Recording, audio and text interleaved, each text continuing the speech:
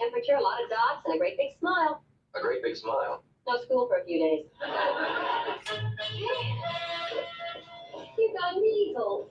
Golly, mothers are supposed to know everything. But do you have to keep proving it? Well, you got a temperature, too. What do you mean, too? Well, Peter was sent home from school a little while ago. Oh, what was his temperature? 101.1. Oh, is that all? I'm 101.2. Oh, Greg, you are my railroad. I'll be a sport. You can ride on it. 6. Missed it.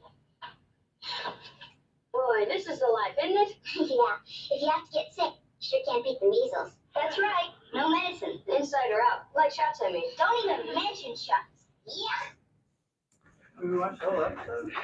That is pretty good, right?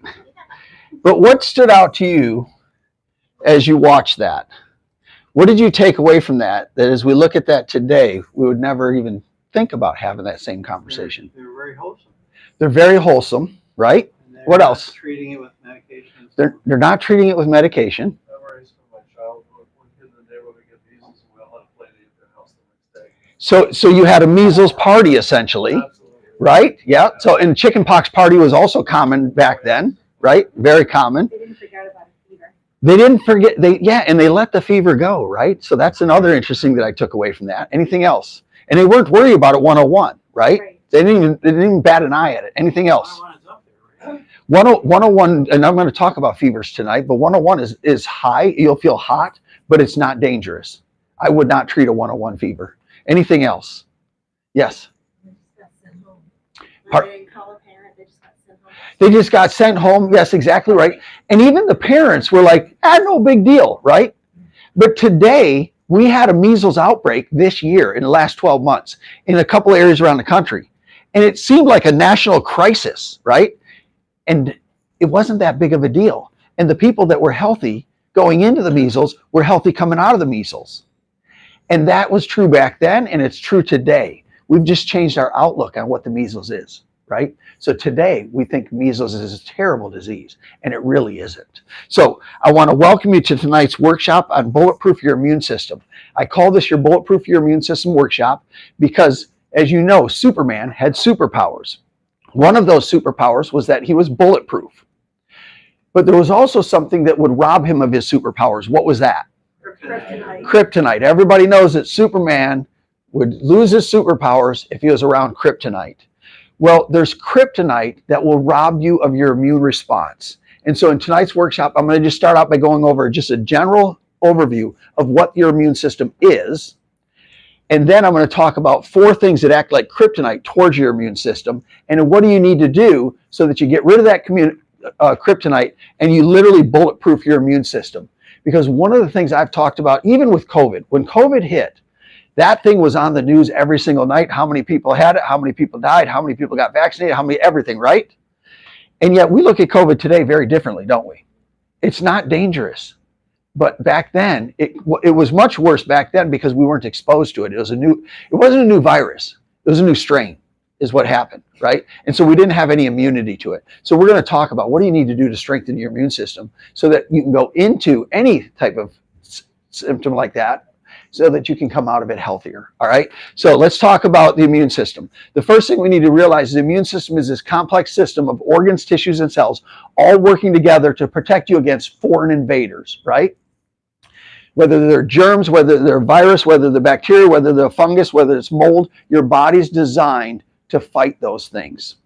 Now, what's going to determine whether or not you're going to get sick, there's a few factors. Number one is the amount of germs that you come in contact with. So if you walk by this room, but you don't go into it, you might come in contact with a few germs. Your body might take care of that. You may have no symptoms or very mild symptoms. But if you walk into this room and there's germs all over the room and you're talking to people, now you've increased your odds. Everybody agree with that? But what if you're talking to somebody and they actually have the flu and they're coughing and sneezing right in your face while you're having a conversation with them? Now you're really likely to catch the flu, right? Yes. So in other words, the amount of germs that you come in contact with is one factor on whether or not you're going to get sick. The second factor is how virulent, how strong is that germ, that bacteria or that virus. In other words, if you come in contact with a common cold, again, you might be able to beat it without any symptoms or very mild symptoms. COVID was a little bit stronger, so if you came in contact with that, you probably had more symptoms. But what if it was Ebola? Ooh, that's a different story, isn't it? Ebola is really powerful. If you get Ebola, you're in deep trouble. So it's the strength of the germ that also determines if you're going to get sick and how sick you're going to get and how fast you're going to recover.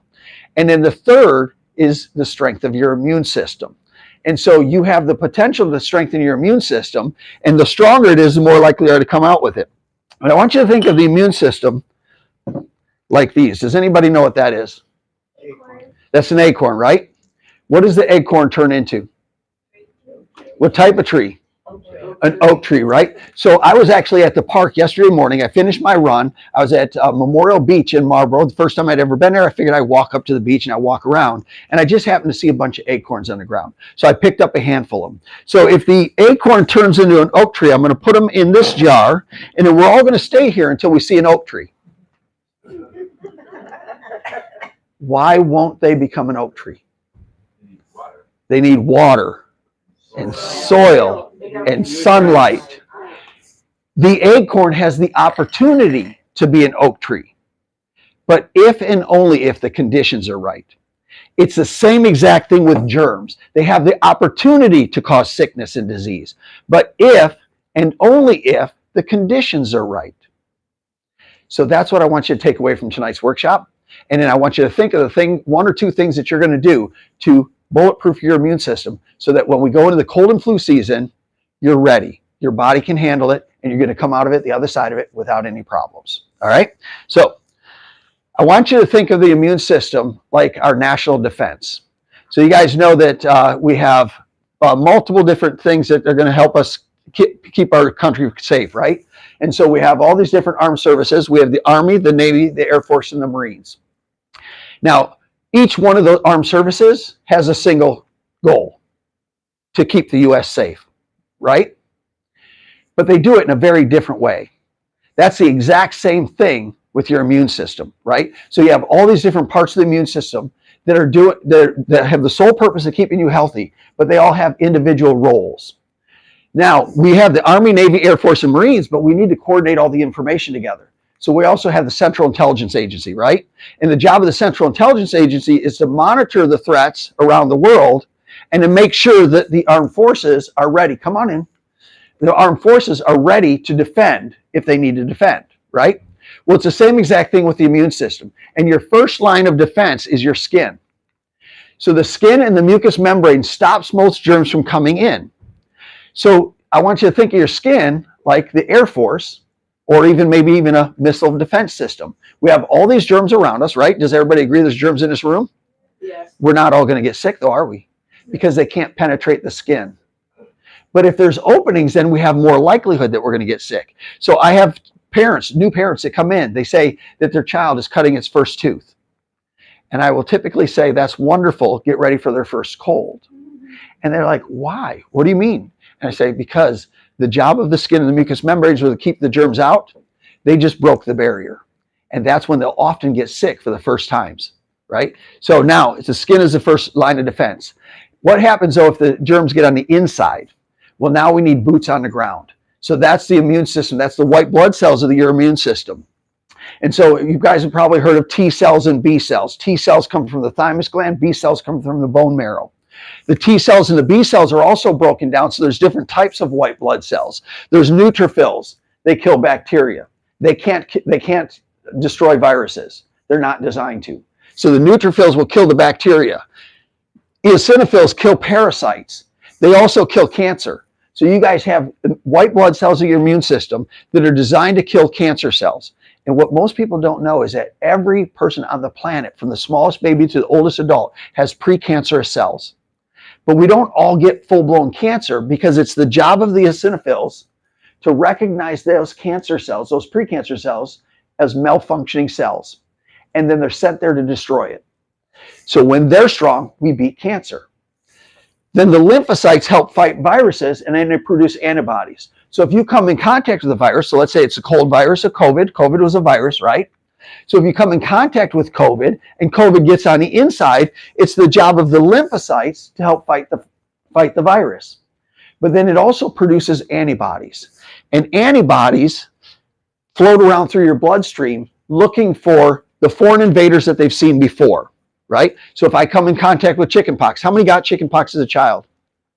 Yeah, most of the people in this room, except for the young ones, right? So most of us had chickenpox as a child. So now our body comes in contact with the chickenpox virus. It was the job of the lymphocytes to fight the virus, but then they produce the antibodies. So now the next time the chickenpox virus comes in contact with you and gets on the inside, the antibodies attach to the virus. They render it useless. It's literally a prisoner of war. So I think of them like the UN peacekeepers. It's not their job to fight the war. It's their job to prevent the next war, right? So that's what the antibodies do. So we have all these different cells working together to, again, protect you once the germ gets on the inside. And then, of course, we have the Central Intelligence Agency that has to coordinate all these. What's the Central Intelligence Agency of the body? It's the brain. It literally is your brain and nervous system. Your brain is monitoring, regulating everything that's going on, including what's going on with your immune system. So if you think about it, your brain is directing the function of your cardiovascular system. Agreed? Your brain is directing the function of your endocrine system, your immune system, your reproductive system, your musculoskeletal system. And it's basically monitoring what's going on and then deciding if it needs to have any specific response. So for example, you have white blood cells flowing through your bloodstream. When they come in contact with a germ, they release a chemical. That chemical is picked up by the nerves, sent to the brain, and then the brain says, is that a big deal? Not a big deal. You guys take care of it yourself. You're all set. Or, wait a second, that's a big deal. We've got something going on here that could be a big problem. So now then it's going to direct the release of the T cells from the thyroid gland, the B cells from the bone marrow. It's going to spike the body temperature. Why do we get a temperature? To kill the germ, right? What does society tell us to do with the temperature, with a fever? Bring it down. Does anybody know what a dangerous fever is? What level? I heard 104 over here someplace, and you're getting close. 108. Oh, she's actually not far off. It's 107, 108 is where it starts to become dangerous. Below that, it's just doing its job. And I have two boys, and they're very different. I always say my older son, he was the fast and the furious. My younger son, slow and steady, right? My older son, he would catch a cold, and he'd go 101, 103, 104 and a half, 103, 101, and right back down to normal. He would burn through stuff in less than a day. My younger son, a little bit different. He'd go 101, 101 and a half, 101 and 3/4, 102, and then he would stay there for a day and a half, and then he would start to come back down. But both of those I knew were very safe in doing exactly what the body's designed to do, is to kill the germ. So we kept them comfortable. We put them in the bath. We put them, cold washcloths on them. But we let the fever burn because we knew on the other end of it, this immune system was going to be stronger because your immune system is strengthened through exposure, and it was not dangerous. But you have to be comfortable with that. At 105, by the way, so 107, 108 is where it's dangerous. 105 would be my threshold. I would not want to be at 105 because it only takes a little bit to get to 106 and 107, right? And the problem with 107 and 108 is febrile seizures, which then can cause some damage to the brain. So we don't want it to get too high, right? But fevers are your friend, not your enemy. And so we don't want to bring them down unless we absolutely have to. All right. So that's what makes up your immune system. And that's just a part of it because there's a lot more, and it's a lot more complicated than that. But that's the big picture. So we have the skin acting as its first line of defense, the barrier. We have the white blood cells killing anything that gets on the inside. We have the antibodies looking for prior infection stuff. And then we have the central nervous system, which is monitoring and regulating and coordinating all the functions of your immune system. So now let's look at what causes the immune system to get beat up. So again, kryptonite, that's the one thing that stripped Superman of his superpowers. You have kryptonite that works against your immune system. And the first thing is a poor diet. It probably doesn't surprise anybody, right? So the quality of the food that you put in determines the quality of the cells that you produce, including the cells that make up your immune system, your white blood cells, your skin, everything, right? So the better quality of food, the better quality of cells, the healthier you are, and the more you're able to fight these infections, right? But there's one particular thing that acts like super kryptonite to your immune system. Does anybody know what it is? Sugar, right? Sugar is one of the worst things for your immune system. It will absolutely crush it. And the research on this is so good. And here's the thing. This is not new research. I'm going to show you something that was from 1973. Oh, I covered the date.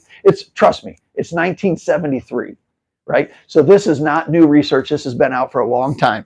But this is research that said the role of sugars in human neutrophilic phagocytosis. So let me break that down for you. What does sugar do in the human body when the neutrophil, for the neutrophils, which is one of the white blood cells that kills bacteria? What does it do to the neutrophil in its ability to kill the germ? Does that make sense? It does say nice. Is it up there? Okay, you don't have to take my word for it anymore. There it is right there, 1973, right? So this was written in 1973. Now, I'm not going to read through this for you. I'm going to tell you what they did. They took test subjects, and they had them fast overnight and in the next morning. And what they did is they did a blood draw at the half hour, 1 hour, 2 hours, 3 hours, and 5 hours after they woke up. The ones that did a complete fast, then they took their blood, they put it on a slide, they looked at it underneath an electron microscope, and they measured the number of bacterial cells that a neutrophil could consume.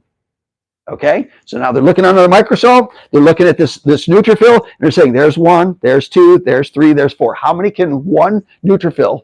bacterial cells can one neutrophil kill? And then what they did was then they took people and they gave them 100 grams of different forms of sugar. And it does say it in here, glucose, fructose, sucrose, honey, and orange juice. And all of them, they spiked the blood sugar levels, but they did the same exact thing. They woke up, they gave them the 100 grams of sugar, they did the blood draw at a half hour, 1 hour, 2 hours, 3 hours, and 5 hours. And what they found out is that it made the white blood cells of the immune system sleepy, less effective against the fighting disease. So give you some real hard numbers here. So if they had no sugar, 1 white blood cell could kill 14 bacterial cells. That meant that they basically said that means the immune system's working at 100%. But if you had 6 tablespoons of sugar, 1 8-ounce soft drink, now it's down to 10 10 bacterial cells, meaning it's at 72%. But look at what happens when you have an apple pie a la mode or a banana split. It's down to 1 or 2 white blood cell can kill 1 or 2 bacterial cells. So now your immune system's working at 14% or 7%. They said if you have a banana split, that's the equivalent of uncontrolled diabetes. That's how bad it is to consume that much sugar, right? It literally puts your white blood cells into a comatose state. And they even said it didn't reduce the number of white blood cells. It reduced its ability to consume the germ, right? So sugar is the number 1 kryptonite to your immune system. It crushes it. And now here's the thing though. It's not truly like uncontrolled diabetes because the biggest effect was measured between 1 and 2 hours, but they still had an effect on it at the 5-hour mark, okay? So it does last for a while.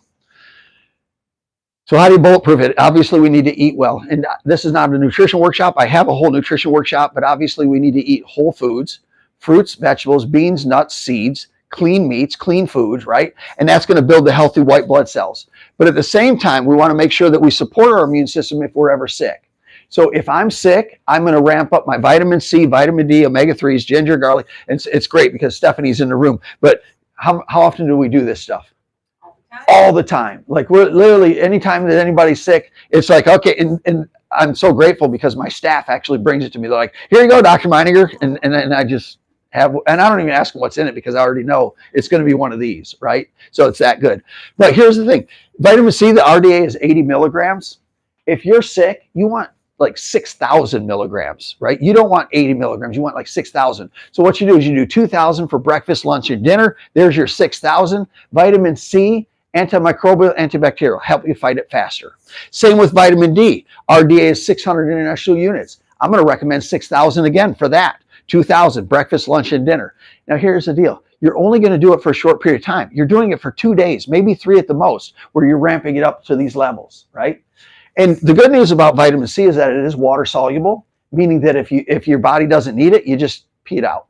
You don't have to worry about overdosing unless you're megadosing over 25,000 to 50,000 international units a day. Nobody needs a megadose. 6,000 international units, 6,000 milligrams a day is more than enough. Then the RDA for vitamin D, again, is 600. I'm going to go 6,000, but vitamin D is fat soluble, meaning that if you get too much, your body's going to store it. So you don't want to get too much vitamin D. You do it for a couple of days, you don't have to worry about it. As a matter of fact, you should have your vitamin D levels checked every year to determine if you even need it. Because if you're up between, the normal range of vitamin D is 30 to 100, 50 to 80 is the sweet spot. If you're in that sweet spot, you don't even need a supplement. Even if you're sick, you should be fine, right? Kryptonite number 2, chronic stress. Can stress cause health problems? Can stress cause health problems? You guys got to say it louder. Can stress cause? Thank you. Yes, everybody knows that stress can cause health problems. Physical and physiological. Let me explain that. Physical. How many people come into our office as chiropractors and say, oh, I carry my stress right across my shoulders. Oh, when I get stressed, I get a headache. Stress, throughout my back, I was so stressed. I have reflux. I have indigestion. I have constipation, right? People develop ulcers because of stress. That's the physical effects of stress. There's also physiological effects of stress that you can't feel, but they're happening on the inside. But here's what I want you to know. You see chronic stress up there because there's a difference between acute stress and chronic stress. And one is good and one is bad. Okay, so in this article, effects of stress on immune function, the good, the bad, and the beautiful. And again, I'm not going to read this. I'm going to just tell you what it says. If you have acute stress, it's specifically there for fight or flight. You need it in situations of emergency. So, for example, you decide to go hiking in the mountains of Maine. You're up on Katahdin, and all of a sudden, you hear some rustling, and you turn around, and the only thing between you and a bear is its cubs. You're in trouble. Your body ramps up this fight or flight sympathetic nervous system, right? And all of a sudden, now you got to decide, am I going to fight or am I going to flight? So as I go through these, you're going to see increased muscle tone. That's exactly what you need at that moment in time. You're going to decide whether or not you're going to fight or you're going to run. And if there's somebody slower than you, run. Increased blood pressure. Why would your blood pressure go up? Totally to get the blood away, divert the blood away from the organs and out to the extremities so that you can carry the nutrients and the oxygen to produce the energy for fight or flight, right? Digestion is slowed. At that moment in time, your goal is not to digest food. Your goal is not to be food. Agreed? Yes. Decreased serotonin, the happy hormone, right? Not a time to be happy. It's a time to get serious. You don't need serotonin at that moment in time. Increased anxiety, no kidding. I'm about ready to die. I'm going to have increased anxiety. Elevated blood sugar levels. Your body needs that sugar to produce the glucose specifically to produce the energy for fight or flight. And then increased LDL. Does anybody know why your LDL would increase? And is LDL the good cholesterol or the bad cholesterol? Wrong. There's no such thing as bad cholesterol. If I took away all your LDL, you would be dead within the day. LDL is the walls to all of your cells. LDL is necessary for your brain health. LDL is necessary for the immune response. LDL has so many positive benefits, but we villainized it because when it's too high, we increase our risk of heart attack and stroke. Agreed? But LDL is not bad cholesterol. High LDL is bad cholesterol. Does that make sense? All right, so LDL, why would it increase? Because when you are under stress, you're going to release the stress hormones, cortisol, adrenaline. And when you release those stress hormones, your body has to replace those. So the liver ramps up the production and release of LDL because we need LDL to make the stress hormones. So does that make sense why your LDL goes up, right? So now, then it suppresses the immune system. Again, you do not need your immune system to heal wounds before the attack. You might need it after the attack. But this is a perfectly healthy and normal response to an acute stressor to send you into fight or flight to save your life. But what's good out in the woods is bad at the water cooler on Monday morning when you show up at work. It's bad when you're in traffic. It's bad when your finances and relationships are sideways, right? That's when this is bad. So now let's go back through this. Increased muscle tone. That's the person that's always tense, right? You go to your medical doctor, what do? They got muscle relaxers for that, right? Increased blood pressure. They got medicine for Long term, bad. Increases your risk of heart attack and stroke. We got a medicine for that. Slows digestion, reflux, and constipation. We got a medicine for that. Decreased serotonin, that's your SSRIs. Increased anxiety, we got a medication for that. Elevated blood sugar levels, this is the one that if I had diabetes, I would take insulin. That will save my life and it will extend my life. But if I don't have diabetes, I don't want this to be long-term, right? I will have diabetes. That is diabetes. Increased LDL, cholesterol medications, right? And then the suppressed immune system. So if you're always sick, you're taking medications for that. Who the heck wants to live like that, right? So what do you need to do? You need to think well. Start with exercise.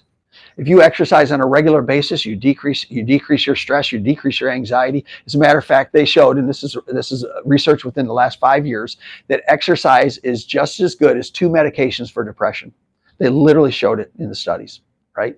So it reduces your risk of heart disease, it reduces your risk of cancer, it reduces your risk of diabetes, it decreases your anxiety, it does all those things, and it boosts your immune system, right? So pray and meditate. Go out and just have some quiet time. I don't know what your beliefs are, and it doesn't matter. Just go outside, relax, clear your mind, and then that will help reduce your stress, and that will help you improve your immune system. Gratitude journal. This is a good one, right? Just literally write down a couple of things on a daily basis that you're grateful for. You know, life can be hard, right? But there's always something to be grateful for, and it is hard to be under stress when you haven't living in an attitude of gratitude. Right? So have gratitude and write those things down. Get out in nature. Again, it can be for a walk around Lake Chauncey. It can be for a hike. It can be literally sitting in your backyard and listening to the birds. But that will help reduce your stress, which will help boost your immune system. And then finally, stop watching the news. Good Lord. I mean, when you watch the news, and I rarely watch the news, but sometimes I come home at night and it's on. And I'll listen to it for a few minutes. Like, I can literally tell that I'm getting stressed just by listening to it for 5 minutes. I'm like, time to make dinner, time to watch. And so I do not watch the news very often. Now, it's not that I don't know what's going on in the world. I at least keep a little bit of a pulse on it. I don't want to be naive and, stick my head in the sand, but I'm not going to watch the news on a regular basis. It is literally toxic and will increase your stress. So turn off the TV, get rid of your smartphones and stop scrolling. As my son said, the reels. You watching the reels? No, I'm not. So stop doing that. That'll help boost your immune system.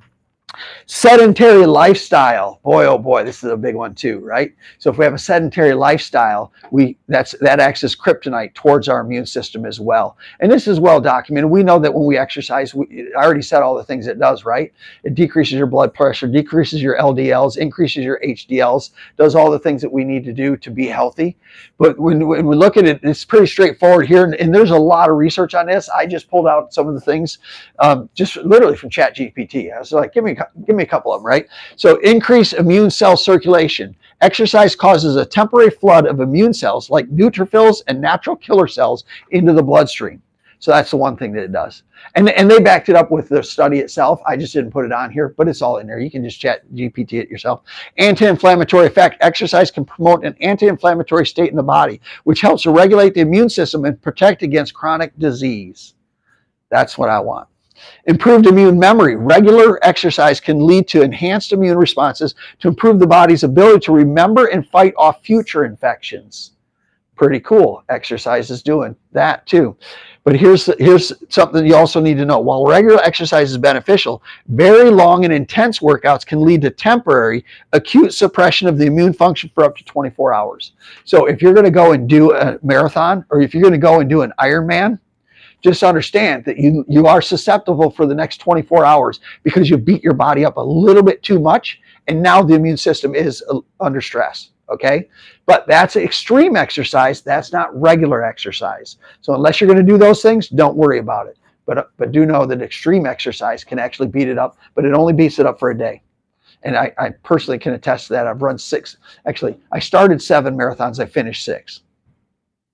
Anybody know what that means? There was one that I didn't finish. That's exactly right. But I will tell you, there was a marathon that after I finished the marathon, I did feel quite beat up. And sure enough, within a week or two, I had a pretty bad cold. So I can attest that happened to me personally, right? Did you get injured? The one that I didn't finish, I got about 8 miles in and I felt a little twinge in my knee, and I'd never felt a twinge in my knee before with running. And I got to 9 and 10 and it got worse. I got to 11 and it was a double loop. And so I just stopped at 13 because it was a double loop. I could stop right at the start, and because I knew if I kept going, it could get worse. Next day it was fine. it just, for some reason, it might have been the way I stepped once or whatever it was, but I knew that if I kept going, I might be at mile 18 and have to walk 5 miles back. So I just said, nope, this is good for me. I'm done. So, and I just hung out for a little while and we drove back down. All right. Kryptonite number 4. You knew we were going to get to the chiropractic portion tonight, right? It's the subluxation. The subluxation literally inhibits the immune response because, again, we have to remember the brain sitting up here is controlling, coordinating all the functions of your body, monitoring and regulating your immune system. And as long as the brain can get the information to the body at 100%, it allows the body to function at 100%. But subluxations interfere with those messages. So it interferes with the immune system. And again, this isn't just me saying that. This isn't just chiropractic saying that. This is literally the medical world saying that. There's tons of research. It used to be that we didn't have chiropractors have been saying this for 100 years. The chiropractic adjustment improves the immune system as well. The problem is that there was no research behind it until the last 30 years. In the last 30 years, there's tons of research on it. As a matter of fact, I was talking to some medical doctors years ago, and they were saying, well, this makes so much sense. Why don't we know that? And I said, well, name the author of your cardiovascular book, and they named the author. Name the author of your musculoskeletal book. They named the author. I said, name the author of your neuroimmunology book. And they looked at me like, I don't know what you're talking about. I said, that's right, because you think the nervous system and the immune system are separate. They're not separate. They're interconnected. They're directly connected. And the research came out and it just kept proving it year after year after year with more research. But National Institute of Health and Discovery demonstrates a clear link between the brain and the body at a molecular level. Scientists have shown that a chemical signal, which normally allows nerve cells to communicate with each other, can also redirect actions of the immune system. So again, you have the nerve endings picking up information and then directing the immune response, saying T cells be released, B cells be released, temperature go up, all these things. The brain is monitoring and regulating that. Subluxations interfere with that message. So subluxations interfere with the nervous system, which then can interfere with any other system, including the immune system. That's why people that are getting adjusted are healthier. And if you don't think that's true, check this out. New York University Medical Research Department, they said cancer patients were found to have 200% weaker immune system function than people without cancer. That should not surprise anybody. If this is the baseline for how well your immune system is working, people that have cancer, their immune system's beat up. Agreed? Their immune system's working down here. But this is what they said about chiropractic. People that have been under chiropractic wellness care for at least 5 years were found to have an immune system 200% stronger than people who had not had chiropractic and 400% stronger than those with cancer. So baseline, cancer, chiropractic. Keeping your spine and nervous system working well keeps your immune system working at a higher level. It is very straightforward and very well researched now. And if you saw some of the research coming out, you'd be blown away. I won't even go into it because it's so complicated, but they literally are measuring things that they could never measure before on people that are getting adjusted and what's happening in the bloodstream, on people that are getting adjusted and what's happening to the white blood cells. It's phenomenal stuff. So I'm going to finish by telling you a story about Danny. Danny came in to see me in 2009. When Danny came in to see me, he was 7 years old. He was sick all the time. And when I say all the time, I mean all the time, to the point where he had over 200 emergency room visits prior to the age of 7. 200. In those 200 emergency room visits, over 50 of them, they admitted him. Meaning he went over 200 times. He stayed for 50 of them. Sometimes it was a day or two just to get some more fluids and make sure he was okay. Other times it was a week or two. So that by the time he was 7 years old, he had already spent over 400 days in the hospital. Over a year of his first 7 years of his life, he was at the hospital. He was frequently sick, like I said, but to the point where he caught everything. He caught every cold, he caught every flu that came through. He just seemed to be always immunosuppressed. Because he threw up almost on a daily basis, they actually diagnosed him with a condition called cyclical vomiting syndrome. Cyclical vomiting syndrome, throwing up on a regular basis, right? Really frequently. Because he was sick all the time and because he was throwing up all the time, he didn't eat very well, so they diagnosed him with failure to thrive. Because he was sick all the time, he threw up all the time, and he didn't move a whole lot. They also diagnosed him with low muscle tone. Finally, he ended up with what they said he had learning disabilities. And he was 7 years old when he came in to see me. And I went through an exam and I took this x-ray. This is a side view of his neck. So there's the back of his head. And by the way, I can only show this because the parents have authorized me to show this. And they share his story every time I ask them to share it out there, right? This is a side view of the neck. So from the side view, we want to see C1 should be angled up. Everything below that should be on that nice smooth curve. The thing is that the angle to C1 should be 30 to 40 degrees. Does that look like it's 30 to 40 degrees? No, that's almost 60 degrees. That right there is angled straight up. So his top bone in his neck is angled like this when it should be like this. That's right at the level of the brainstem. That curve is actually a little bit more curved than we want to see. So it has an increase in a curve and an increase in C1. And I explained to the parents how that subluxation can put pressure on the nervous system. And it's the nervous system that's controlling and coordinating the immune system. Then I told the parents, I have no idea if this is the reason that Danny's always sick. What I do know is that he's subluxated and it's interfering with his body's ability to function and heal. So we started adjusting him. Within a week, he hiked Mount Wachusett. Wow. He had never been able to hike across the street. Within a week, he hikes Mount Wachusett. Now, because he's feeling better and he's not getting sick all the time, they take him off all the Depakote and all the other medication that he was on. Because he's feeling better, he's not throwing up all the time, and he's starting to move around a little bit more, they remove the failure to thrive in low muscle tone diagnosis. Because now he's becoming a normal, active kid. And because he's feeling better, he's not throwing up all the time, he has better muscle tone, he can sit in class, they no longer consider him with having learning disabilities. The next year, he got Most Advanced Student Award. We took this x-ray 6 months later. How does the angle to C1 look here? More gentle. Yes, better curve, better angle. In 2020, they sent me this picture. Danny got his first acceptance letter to Hartford University. He ended up getting multiple acceptance letters, and now he's graduated college. His parents didn't think he was going to make it to a teenager. He was that sick. He was always sick. And it's because we removed the subluxation, removed the nerve interference, and now his body functioned the way it's supposed to. That's chiropractic in a nutshell, right? Chiropractic is not for getting rid of back pain. That's the benefit. Chiropractic is to remove nerve interference so that you're functioning better. And that's literally what we do. So you want to supercharge your immune system. You want to bulletproof it. Insurance company must have loved you. So yeah, they should have sent me a check for all the money that they saved. Can you imagine? Because by the time he was 7 years old, I wouldn't be surprised if it wasn't $1 million, right? When you're at the emergency room 200 times and you're spending 400 days in the hospital, that could easily be $1 million, right? Yes, they should send me a check. I'm going to call them, see if that works. You got to, again, you have to eat well. Whole foods, fresh fruits, meats, nuts, seeds, right? Healthy meats, clean meats. We need to make sure that we're getting rid of the stuff that's toxic, so the stuff that has additives and preservatives, and especially sugar.